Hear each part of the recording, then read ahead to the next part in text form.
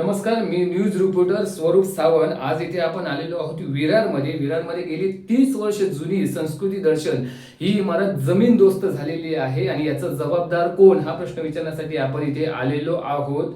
मंडळी, गेली 30 वर्ष जुनी आणि डबघाईला आलेली इमारत आज जमीनदोस्त होण्याचं कारण काय, आणि यामध्ये मी सांगू इच्छितो की 30हून जास्त लोकांचा मृत्यू इथे झालेला आहे. इथे स्थानिक आमदार आहे, आपण त्यांना काही प्रश्न विचारणार आहे. साहेब, मला सांगा साहेब, की ही 30 वर्ष जुनी इमारत आहे आणि या स्थानिक लोकांनी निवेदन देऊनही कुणाचंच यामागे लक्ष नव्हतं, या इमारतीकडे लक्ष नव्हतं असं त्यांचा आरोप आहे. तर मला सांगा, ह्या जे 30 लोक जे मृत्युमुखी पडलेले याचं नेमका जबाबदार कोण?